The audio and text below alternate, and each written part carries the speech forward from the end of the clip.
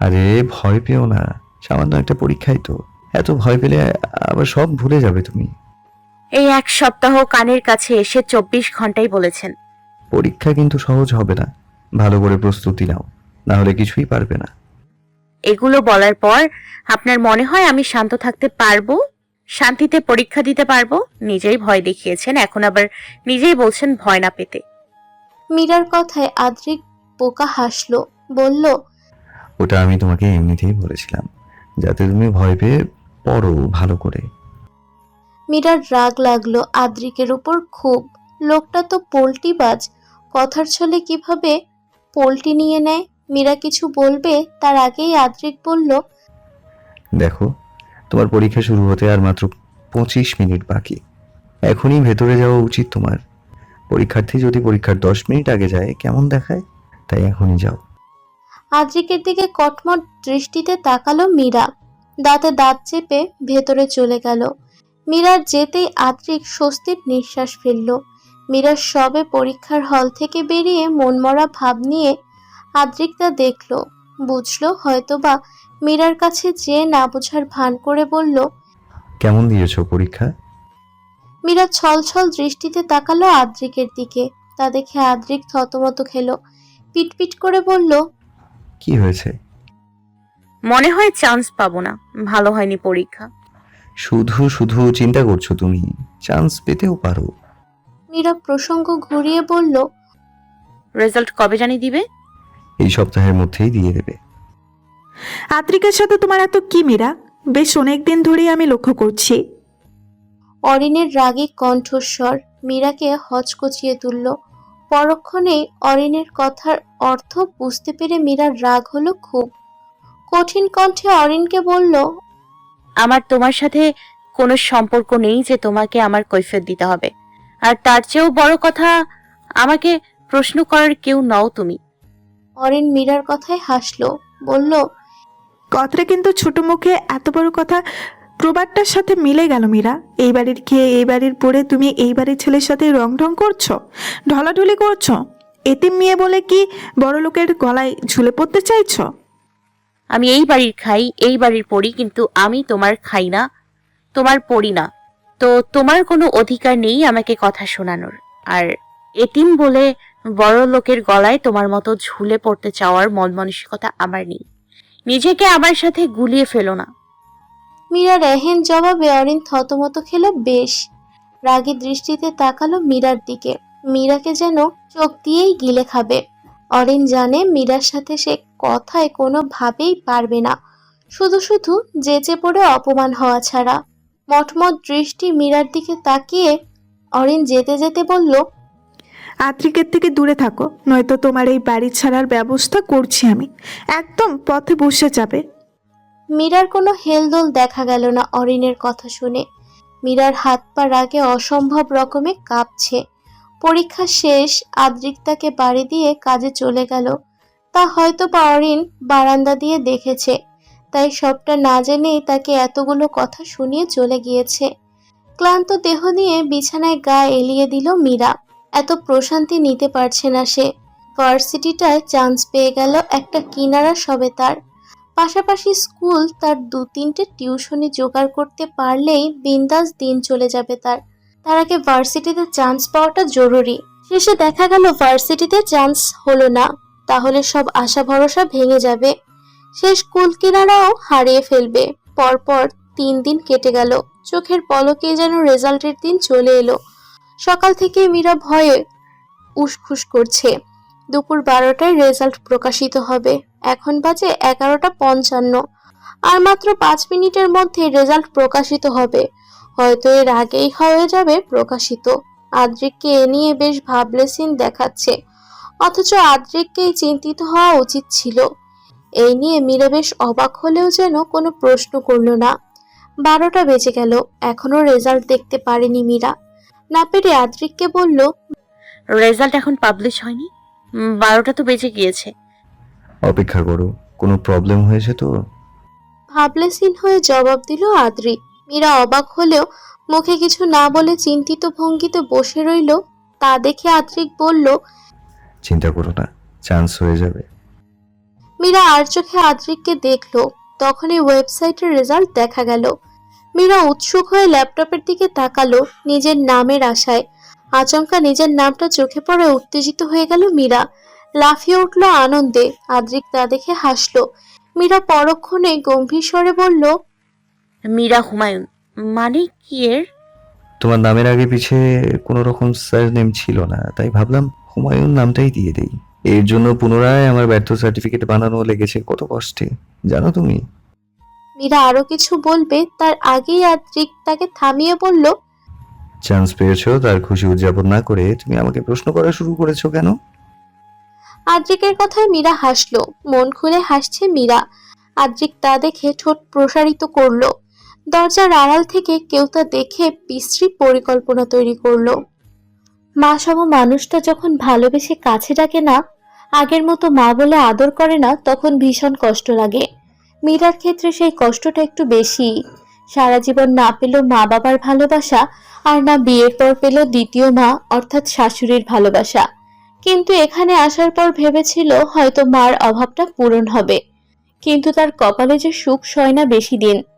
একটা মা পেতে না পেতেই হারিয়ে ফেলল মীরা। মার্জিয়া বেগমের অবহেলা সহ্য হচ্ছে না মীরার। তার সাথে কথা না বলা অবধি হয়তো সব ঠিক ছিল, কিন্তু যেদিন মার্জিয়া বেগম হুট করে তার কাছে এসে বললেন, মীরা, প্রথমেই দুঃখ দেওয়ার জন্য ক্ষমা চেয়ে নিচ্ছি।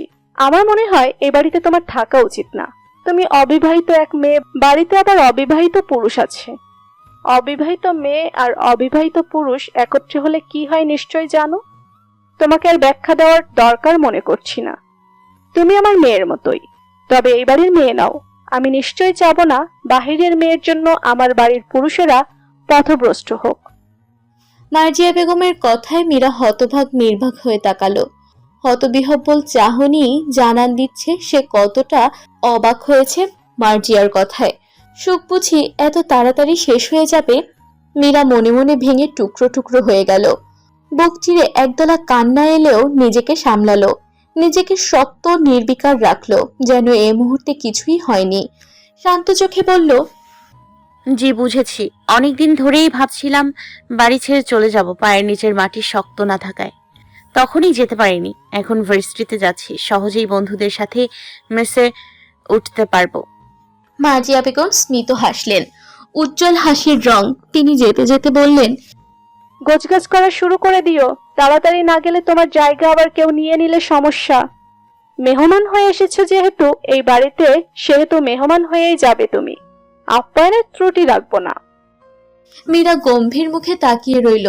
ভার্সিটিতে যাচ্ছে আজ 1 মাস। অবাক করা বিষয় সেই দিনই ভর্তি হলো। সময় এত দ্রুত কেটে গেল যে ইতিমধ্যে 1 মাস চলে গিয়েছে। মীরা জানতো এমনই দিন আসবে যেদিন মার্জিয়া বেগম নিজেই বলবেন তাকে চলে যেতে। এই দিনের জন্য গত 1 মাস ধরে প্রস্তুতি নিচ্ছিল। নিজের ভার্সিটির 2জন নতুন বন্ধুকে বলে তাদের সাথে মেসে ওঠার পরিকল্পনা করলো। এটাতে তেমন দখল হয়নি, কিন্তু দখল হলো টিউশনি খুঁজতে। অনেক কষ্টে 3টি টিউশনি জোগাড় করতে পেরেছে মীরা। 3টি টিউশনি থেকেই মোট মাইনে 7,000, যা দিয়ে মোটামুটি চলে যাবে তার। অনন্ত হুমায়ুনের স্কুল চাকরিটাও ছেড়ে দিবে মীরা। এখনো এসব কিছু আদ্রিক জানে না। যা করেছে তার আড়ালেই করেছে, কারণ আদ্রিক জানলে এসব কখনোই হতে দিবে না। মীরাও বলেনি আদ্রিককে, প্রয়োজন মনে করেনি। এত কিছুর পর মীরা ঠিক করলে আগামীকালই সে মেসে উঠবে। আর কিছুদিন তাদের ঘাড়ে বসে খেতে পারবে না সে।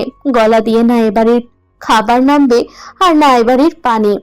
কাল থেকে শুরু করে তার আসল সংগ্রাম, বেঁচে থাকার সংগ্রাম। মীরা, চলে যাচ্ছ? বলেছিলাম একবার আদ্রিকের থেকে দূরে থাকো, নয়তো এই বাড়ি ছাড়া করবো তোমাকে। শোনোনি আমার কথা, সেও তো পস্তাতে তো হবেই। অরিনের টিটকারি মারা কথা শুনে মীরা হাসলো, বলল, আমি তো আগেই বুঝেছিলাম এই সবের পেছনে তোমার হাত আছে, কিন্তু বুঝেও কিছু বললাম না। তুমি এই বাড়ির হবু বউ, যা খুশি করতেই পারো। অরিন হাসলো মীরার কথায়। বিশ্বজয়ের হাসি বলল, বাড়ি থেকে চলে যাচ্ছ বলে কিন্তু আমাদের সাথে সম্পর্ক ছিন্ন করো না মীরা। আমার আর আদ্রিকের বিয়েতে আসতে হবে না বুঝি তোমায়? মীরা ভ্রু কুচকে তাকালো অরিনের দিকে। মীরার থেকে কোনো জবাব পেল না বিধায় অরিন নিজেই বলল, আমাদের বিয়েতে আসার ইচ্ছা না থাকলেও তোমায় আসতে হবে মীরা। তুমি দেখবে কিভাবে আদ্রিককে আমি পাই। সেদিন তোমার আফসোসের শেষ হবে না। তুমি ভাববে আদ্রিকের মনের কোণে বাস করেছো, তার ঘরের কোণে থাকার জায়গাটুকুও হারিয়েছো। অরিনের কথায় মীরা শব্দ করে হাসলো। এখানে যেন দু মানবীয় প্রতিযোগিতা চলছে। মীরা তাচ্ছিল্য হেসে বলল, জানো, পৃথিবীতে দু ধরনের এতিমেরা বাস করে। এক ধরনের এতিম আমার মতো হয়, আর এক ধরনের এতিম তোমার মতো হয়। বলেই মীরা ব্যাগ নিয়ে হাঁটা ধরল। সেদিক তাকিয়ে রইল অরিন। আদ্রিক আজ 1 সপ্তাহ হলো বন্ধুদের সাথে ঘুরতে গিয়েছে দূরে কোথাও, তাই বাড়ির কোনো খবরই তার কাছে নেই, কেউ দেয়নি। মীরার যেতেই বাড়িটা আবার মৃত রূপে রূপান্তরিত হলো। সবাই জানে এবং দেখলো মীরা চলে যাচ্ছে, কিন্তু কেউ কিছুই বলল না। মার্জিয়া বেগমের আদেশ সাহিল হুমায়ুনও দেখলেন, কিন্তু প্রতিবাদ করার আগ্রহ পেলেন না। তার মনে হলো মেয়েটা এখানে থাকলে কষ্টই পাবে সবার থেকে, এর চেয়ে বরং বাহিরের দুনিয়া ঘুরুক, রঙিন জীবনটা উপভোগ করুক। ঘড়ির কাঁটা টিকটিক শব্দ করে রাত্রি 11টায় ছুঁল। ক্লান্ত দেহ নিয়ে বিছানায় শুয়ে আছে মীরা। চোখে ঘুম নেই, আনমনা ভাব নিয়ে ছড়িয়ে ছিটিয়ে বিছানায় শুয়ে আছে, চোখ ঘূর্ণায়মান ফ্যানের দিকে। জীবনটা কিভাবে যেন চোখের পলকেই বদলে গেল। জীবন মানেই হয়তো এটা, ভাগ্যের কোনো এক প্রান্তে এসে আচমকাই তার মোড় ঘুরে যায়। মোড়গুলো তাকে খুব চিকন সরু পথের মতো, তাতে হাঁটতে হাঁটতে পড়ে গেলেই জীবনে হেরে যাবে। আর যদি বুদ্ধির সাথে হাঁটো, সবকিছুর মোকাবেলা করো, তাহলে এই জীবনের আসল বিজয়ী তুমি। না থেমে না হেরে বুদ্ধির সাথে সবকিছুর মোকাবেলা করলে এক সময় সকল অর্জন তোমার হাতে। নিজের জীবনটা তোমার হাতে থাকবে। একবার সফল হলে এই জীবনকে যেমন ভাবে চালাতে চাবে, ঠিক তেমনই ভাবে জীবনটা চলবে। কিন্তু জীবনে থেমে গেলে তো হেরে গেলে। সকল অর্জন সফলতা তোমার দুয়ারে এসে দাঁড়িয়ে থাকলেও সেই দুয়ার কোনোদিন খুলবে না, কারণ তুমি তো হেরে গিয়েছো। এক নাগাড়ে কথাগুলো ভাবলো মীরা।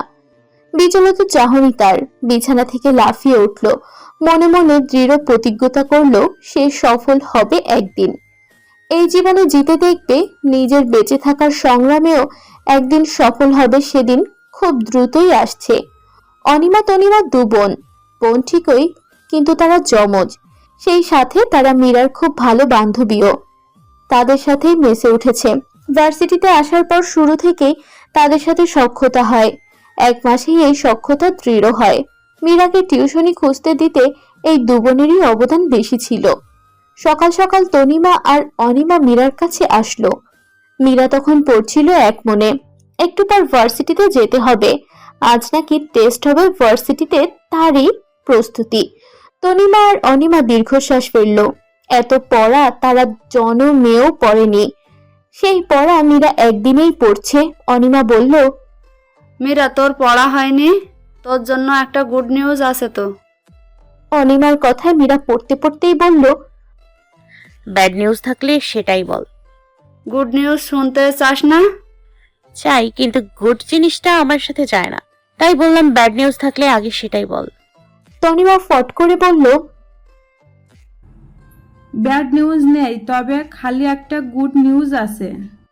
সেটাই বল তাহলে। তোর জন্য আরেকটা টিউশনি জোগাড় করতে পেরেছি। একটা ছেলেকে পড়াবি, ক্লাস মনে হয় 3। বাসাটাও বেশি দূর নয়, এখান থেকে 15-20 মিনিটের রাস্তা। অনেকদিন পর আবারও সেই চিরচেনা মুখ দেখে হতবিহম্বিত হলো মীরা। বিস্ময়ে যেন তার পা মাটিতে পড়ছে না। অবাক নয়নে তাকিয়ে আছে মেয়েটির দিকে। তখনই এক মাঝবয়সী মহিলা এসে মীরাকে বলল, তুমি মীরা না, সাদনানের জন্য যাকে আমার বোন ঠিক করে দিয়েছিল? আমি অনিতা, সাদনানের মা। অনিমা তনিমার যে বড় বোন আছে তা পূর্বে জানতো। অনিতার কথায় এইমাত্র জানালো তাদের বড় বোন অনিতার ছেলে সাদনানকে পড়ানোর জন্য অনিমা তনিমা এত জোরাজুরি করেছে। তা না হলে এই টিউশনি করাতে নারাজ ছিল সে। কিন্তু অনিমা তনিমার যুক্তির কাছে না হেরে পারেনি মীরা। তাদের ভাষ্যমতে, দেখ মীরা, 3টে টিউশনি করছিস, এর মধ্যে একটা টিউশনি নড়বড়ে, কখন চলে যায় ঠিক নেই। এর মধ্যে যদি আরেকটা টিউশনি জোগাড় যেহেতু হয়েছে, সেহেতু তুই সেটাও কর। না হলে ওই টিউশনি আর এই টিউশনি হাতছাড়া হলে নিজের খরচ চালাতে পারবি না। তাদের কথায় সাধ্য হয়ে পড়াতে এলো মীরা। এসেই এমন দৃশ্য দেখার জন্য প্রস্তুত ছিল না। মীরা তার মানে আদ্রিকার শ্বশুর বাড়িতে এসেছে পড়াতে? এতক্ষণে স্তম্ভিত মীরার দিকে তাকালো আদ্রিকা। বিস্ময়ে তার চোয়াল হা হয়ে গিয়েছে। হতবাক নয়নে তাকিয়ে আছে মীরার দিকে। মীরা চোখ সরিয়ে নিল অভিমানে। আদ্রিকা তার সাথে যোগাযোগের কোনো চেষ্টা করেনি, তবে সে কেন চেঁচে কথা বলবে?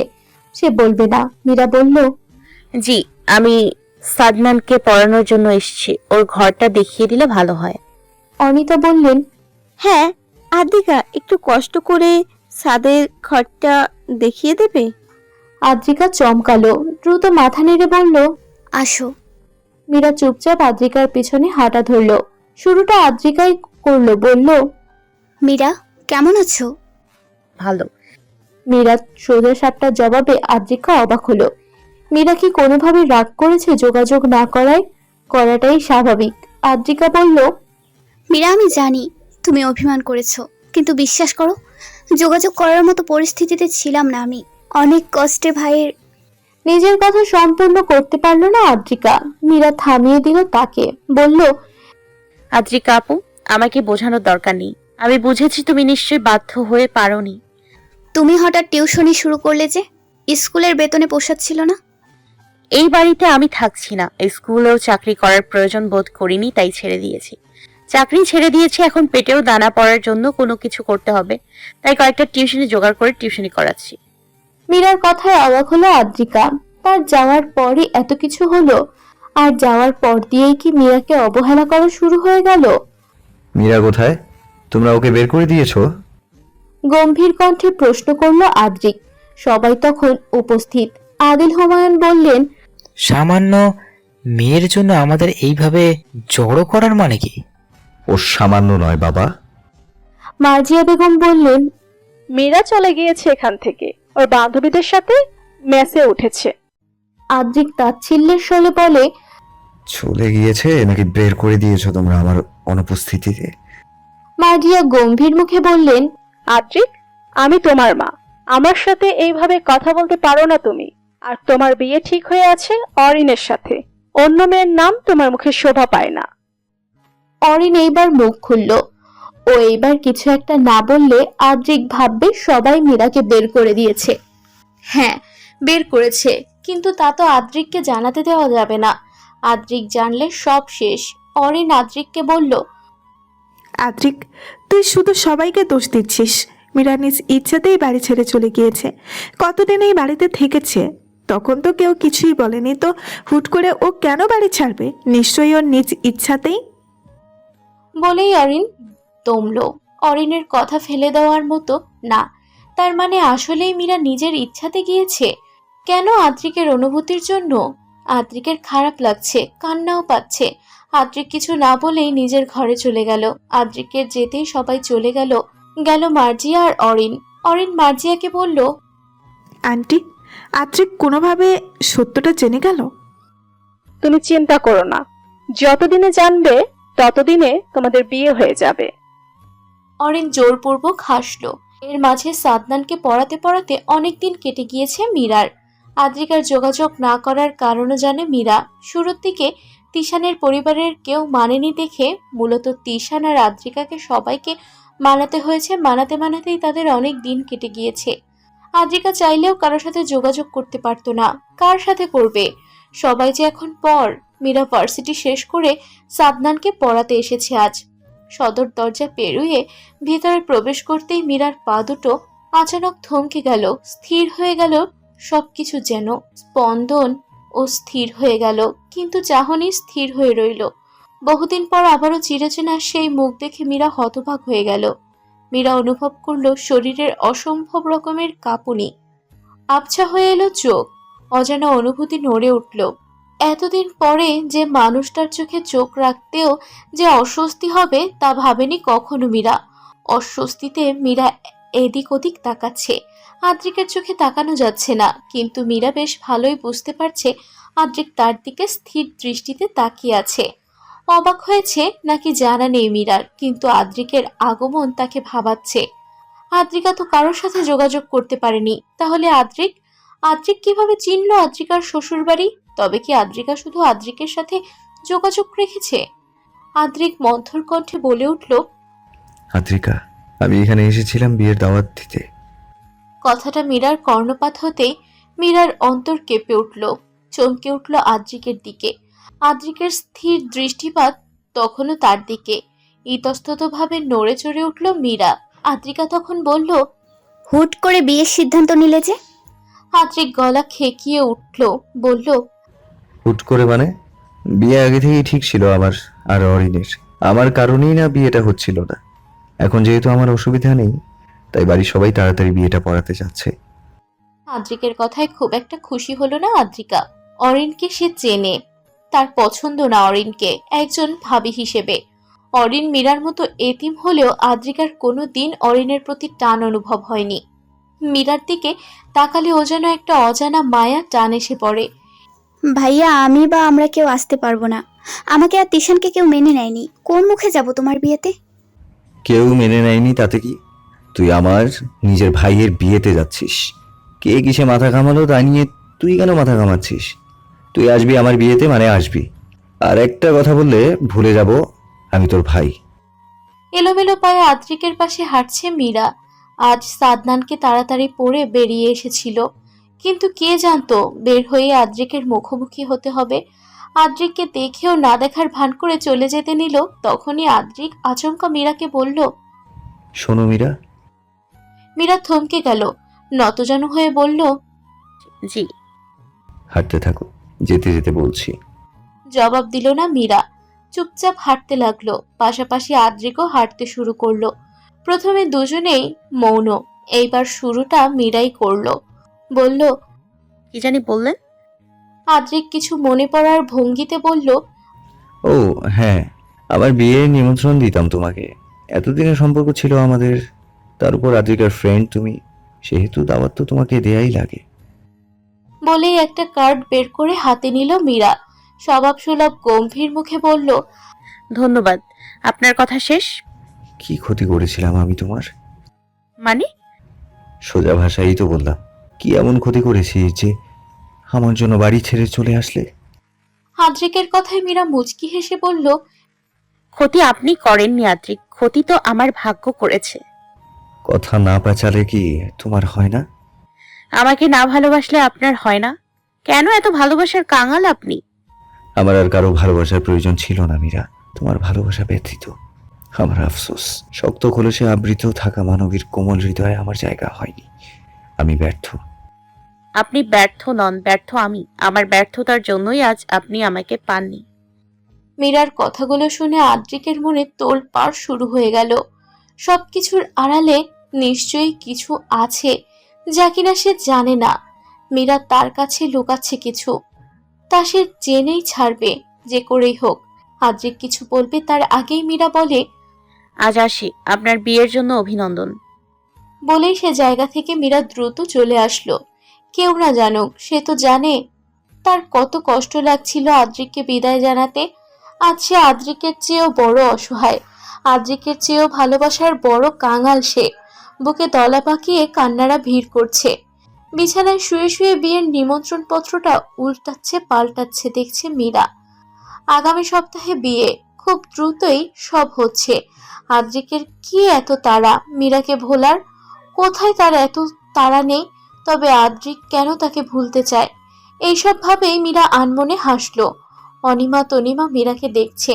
মলিন মুখের মীরাকে দেখে তারা অভ্যস্ত নয়, তারা অভ্যস্ত গম্ভীর মুখের মীরাকে দেখে। তাদের কাছে মীরাকে একদমই দুঃখী মানায় না। অনিমা মীরাকে বলল। মীরা, কি হয়েছে? মনে হচ্ছে সদ্য ছ্যাঁকা খাওয়া প্রেমিকা। মীরা মলিন মুখে হাসলো। হ্যাঁ তাই তো, কিন্তু আমি ছ্যাঁকা খাওয়া নই, ব্যর্থ প্রেমিকা। মীরার কথায় অনিমা আর তনিমা দুজনেই থতমত খেল। দুজনে একে অপরের মুখের দিকে চাওয়াচাই করলো, কিন্তু কেউই কিছু বুঝলো না মীরার কথার অর্থ। মীরাকে কিছু জিজ্ঞাসাও করলো না। মীরা নিজের ব্যক্তিগত জীবন সম্পর্কে কাউকেও কখনো কিছু বলে না। কেউ এই নিয়ে জিজ্ঞেস করেও না, কারণ তারা তো জানে এইসব মীরার পছন্দ না। বৃষ্টি স্নাত এক রাত, ঝিরে ঝিরে বৃষ্টিতে মুখরিত চারদিক। ঘুম আসছে না মীরার, মন যেন উসখুস করছে কোনো কারণে। মীরা ধীর পায়ে বিছানা থেকে উঠে বারান্দায় গেল। বারান্দায় নেট লাগানো, নেটের মাঝে আবছা আবছা এক মানবকে বৃষ্টিতে দাঁড়িয়ে ভিজতে দেখা যাচ্ছে। মানবের দৃষ্টি তখন মীরার দিকে। মীরা পিলে চমকে উঠল, থরথর কাঁপতে লাগলো হাত পা। আচমকা এক বৃষ্টিস্নাত রাতে আদ্রিকের সাথে বিয়ে হয়ে গেল মীরার।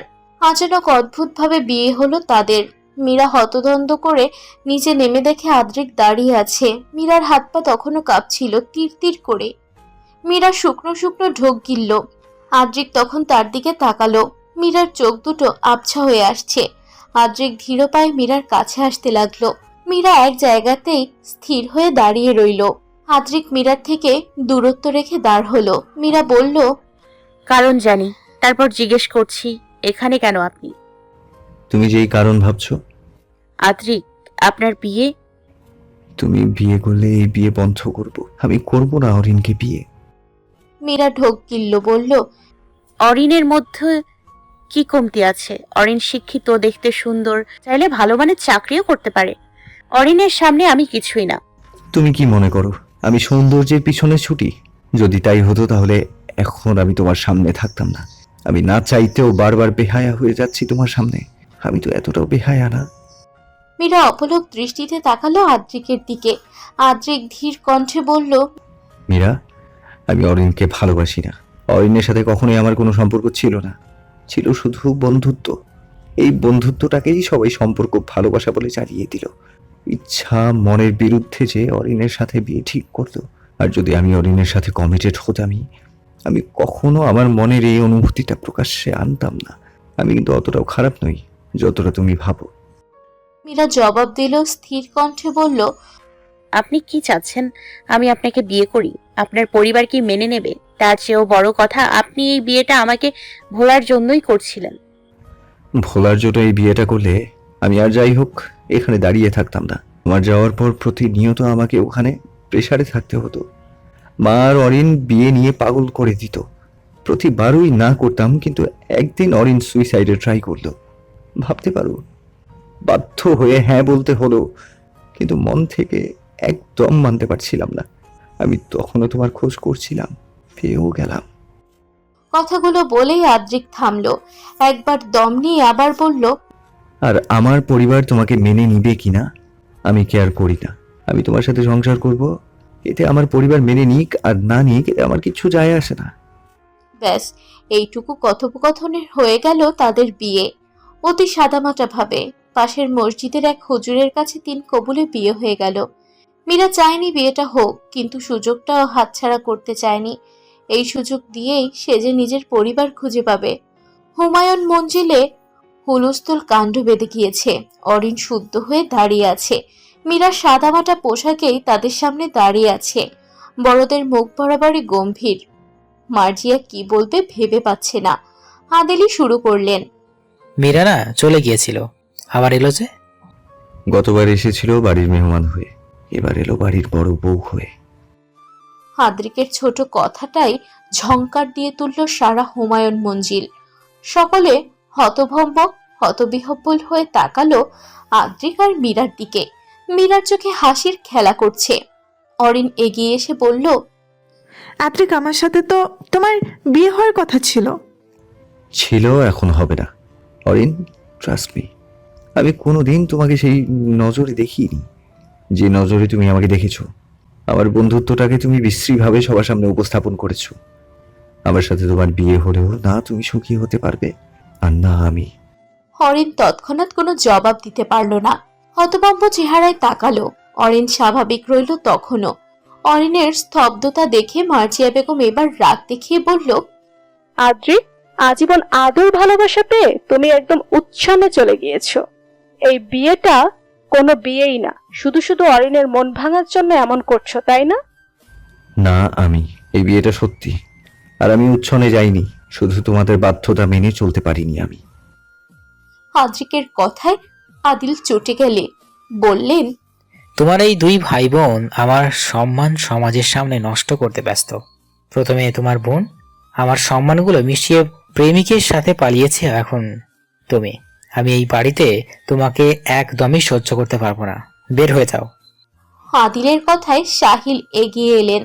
তিনি গম্ভীর সুরে বললেন, বাড়ির বড় ছেলেকে এভাবে বের করে দিলে সমাজ তোমাকে সম্মান দেবে, উল্টো থুতু ছেটাবে। আর আদ্রিক যেহেতু মীরাকে বিয়ে করেছেই, তোর উচিত ওদের বিয়েটা সবার সামনে প্রকাশ্যে এনে অনুষ্ঠান করে বিয়ে দেওয়া।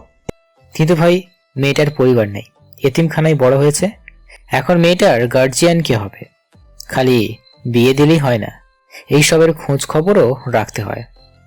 সাহিল হুমায়ুন বললেন, মীরা যেহেতু এতিমখানায় বড় হয়েছে, তাহলে সেখানকার মানুষেরাই হবে মেয়ে পক্ষ। আমি তোর বড়, আমার যা উপদেশ দেওয়ার দরকার ছিল তা দিয়েছি। এখন এতিমখানার মানুষজন আনার দায়িত্ব তোর। ওদের বিয়ের আয়োজন যতটা সম্ভব দ্রুত শুরু কর, বাইরের মানুষ জানাজানির আগে। বাড়ির সকলে মত দিয়ে অরিনের পরিবর্তে মীরার সাথে আদ্রিকের অনুষ্ঠান করে আবারও বিয়ে পড়ানো হবে বলে ঠিক করলো। সে মুহূর্তে আদিলের একটাই কথা, আমার মান সম্মান এই ভাই বোন একজনও থাকলো। আফসোস, ওদের মতো কুলাঙ্গার সন্তান জন্ম না দিলেও পারতাম।